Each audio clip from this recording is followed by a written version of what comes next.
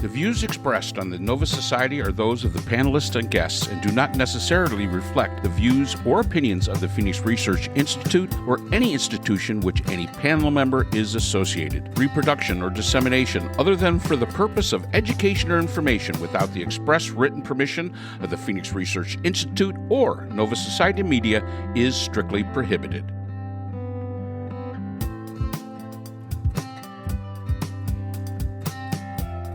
Welcome back to the Nova Society. I'm your host, Dr. Brooklyn Ann Weldon, and I'm here with my panel, Dr. Scott Gershwar and Dr. Mark Bound. Today, our panel will be answering listener emails, and our question comes from Pete, who lives in San Antonio, Texas. Pete asks, so Trump made a decision to rename the Gulf of Mexico. He wants to call it the Gulf of America. Most of the rest of the world thinks it's silly. And from all reporting, they are laughing at the United States. But some big companies, including Google Maps, say they will comply. What do you guys think about companies like Google buckling under? Go ahead, Mark. Well, yeah. I'm trying to be able to put this. I'm trying to be able to put this diplomatically. What wussies? I mean, I'm sorry. That is, it's the dumbest thing. And again, we were talking beforehand, the guy that lives across the street, very big Trump supporter, sitting down, and he asked me yesterday, what in the heck are we doing naming the Gulf of Mexico the Gulf of of America? He goes, that's just, even he thought that was silly. But again, there are certain people that, believe in imperialism and colonialism all wrapped into nationalism, and they think that's a great idea. This is going to make America great again. Changing the name of something that's been called that for centuries. So I look at Google and I look at some of those other names, and there was a huge list of names, because I did look it up. Huge list of names. The New York Yankees are one of them. Mm-hmm. I mean, no wonder I hate the Yankees. But anyway, damn Yankees. Damn Yankees. Go home. But what is the sense? I mean, what is the sense of this? It's just silliness. So I think we should set our ambitions higher. Okay. The Gulf of Mexico is nothing but a big sandbox. There's nothing in there, no coral reef. It's just a big, big sandbox. Let's rename the Atlantic Ocean the American Ocean. Now we're talking about something, Now we've got something. And we could make it, like, instead of transatlantic, it would be Transamerica, us and Europe together.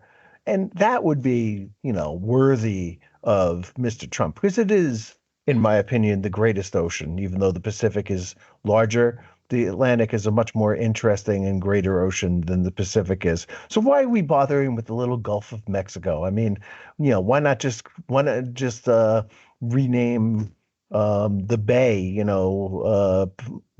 Narragansett Bay or something like that? Why are we wasting our time with the Gulf of Mexico when we have a whole ocean that we could name the American Ocean? I agree. Why would we waste our time on purchasing Greenland, which is not as big as it appears to on the map, when we've got Antarctica, which is a huge landmass? And we should just take away the South in South America and just call it America. I agree. I believe there's a treaty involved with Antarctica that we don't care about that. No country owns that. We didn't sign that treaty. I have nothing to do with it. We don't care about treaties. I know we don't. Come on. But yeah, we could, let's start. We could actually move south. So instead of Central America, we could just make it America. Instead of South America, we could just make it America. And then when we get down to the Antarctica, now you're in Lower America. Or we could say Cold America. The United Nations of America? We could, I don't know. I don't know what you'd. Instead of Greenland, we call it Trump land. And, he probably thinks it's green and there's a lot of golf courses there and stuff like that. He sent his least favorite son over there to check it out, and he had a whole bunch of homeless people greet him officially, which was really great television. And I think I think the American ocean is the way to go. All right, next question. Well, no. But why? But what would make? I mean, no one else is going to change their map. This is international waters. I mean, Google can change it, but nobody else is going to pay any attention to it. And I don't think that I mean, the whole thing is silly. And what I find so eviscerating is that our allies are going to find other allies. And as we were talking about earlier, Colombia is likely to find other trading partners, because who wants to bother with this? I wouldn't want to bother with that. And the people with whom the United States traditionally has enmity with, I understand. I mean, Putin is and Xi and North Korea. I mean, they're not saying, welcoming Trump in. And as I understand it, when Trump tried to offer Putin the same peace deal for Ukraine that Biden offered 2 years ago, Putin threw it back in his face. So, I mean, if everybody isolates the United States, then we've got nothing. And it's well, once again, we've always said Trump's idea of making America great again is America first, which means America alone. It means America nowhere and last. Alone. And yes, we're not self-sufficient. Huh? We are not self-sufficient, and apparently the tariffs are going to go into effect on February 1st. I mean, everybody right here knows that. Thing. Everybody here knows that. But the Trump voter doesn't know it. They truly do not understand it. They think that we make everything, and we do not. And again, you're getting what you asked for. And because you're uninformed, and because you believe the malarkey that came at you, this is what you're going to be stuck with. I mean, I'm sorry. Yeah. And as far as the companies that are supporting this Gulf of America thing, how about we do just like what they did with Bud Light? Get some dumb redneck out there to shoot with a shotgun, a case of Bud Light because it's woke or whatever the heck it's supposed to be. All right. Again, those companies that buy into this, hey, don't bother with them. Don't use Google Maps. There's other platforms out there. But you know what the right's going to say? That's cancel culture. You're canceling our voice. No, I'm just deciding not to do business with stupid people. That's all. That's not canceling anything. That's my right of free choice. I could decide what map app I want to use. Move on. Yeah. So I was just thinking of Stephen. I think it's Stephen Miller who said that the USAID, part of the government, and Jake Tapper said that what Stephen Miller said was not at all true.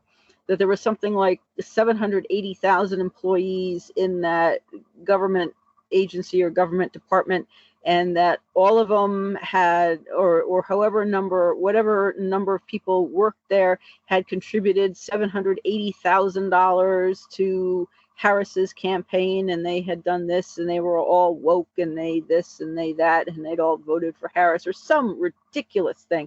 So they all needed to be investigated, or they all needed to be discharged, or I don't know. I mean, I wasn't even clear what the man was what Stephen Miller was talking about. And that was part of the reason for this freeze of federal aid. I don't know. But nothing that Miller said was accurate, which does not surprise me. I'm just waiting for this to spread outward more to blue states, to the rest of the country who resists. I don't know. I mean, so Stephen Miller, I guess, thinks that the deep state is like a bad thing. And I mean, the deep state is like dedicated Americans who don't make a whole lot of money but get good benefits, and their salaries are taxed, which is kind of like great because we pay them, but then we get some of the money back as taxpayers. They'll never get rich doing the job that they do, but they do a really good job for the most part. And I just don't see Stephen Miller, caring really about the truth about anything. And so he goes on, does his evil talk and stuff like that. Looks like, the creepy guy that he is. And we should just ignore what they say and just react to what they do. I agree. Because they're going to say a whole heck of a lot. They're going to say a lot. They're going to talk your ear off. The question is what are they? What they're doing. We have to stop worrying about what they're saying. I understand the idea of, well, what they say they mean, and they're going to try to do it. I don't disagree with that, but there's some things that they're going to say. I mean, coming out with an edict that is going to be called the Gulf of America, gee, that's an easy one. Okay, whatever. That wasn't really hard to do at all. All right. But when it comes to some of these other things that they're talking about, Stephen Miller included, come on. You gotta kind of look at it and say, is logistically impossible? And the bottom line is, no, it's not. And I think that's about it for that question. All right, Pete. So I hope we answered your question. And thank you again for listening to the Nova Society. And we hope to see you again next time. The Nova Society is a production of Nova Society Media, a division of the Phoenix Research Institute. We'd like to thank our production partners, Buzzsprout, who hosts the Nova Society, Audacity, our editing partners, Apple iTunes, the largest source of podcasts and music on the internet, Spotify, the most popular platform for the Nova Society, and iHeartRadio, your source for all things music and podcasting. The Nova Society is available on all of these and other quality platforms listed in our description. We'd also like to thank all of our listeners. Without your support, the Nova Society would not be possible. If you have a question or a comment, we can be reached at nova.society.podcast@gmail.com. So for Dr. Brooklyn Ann Weldon, Dr. Priscilla Hobbs, Dr. Scott Gershwer, and all of us here at the Nova Society, I'm Dr. Mark Bound. Remember, the true power in society is knowledge. Thanks for listening, and we will see you again next time. We'd like to thank our sponsor for this episode, the Phoenix Research Group, an independent research consortium offering social political issue solutions to NGOs and international government agencies through multidisciplinary, nonpartisan, and unbiased research. The Phoenix Research Group is a division of the Phoenix Research Institute, the producer of the Nova Society podcast.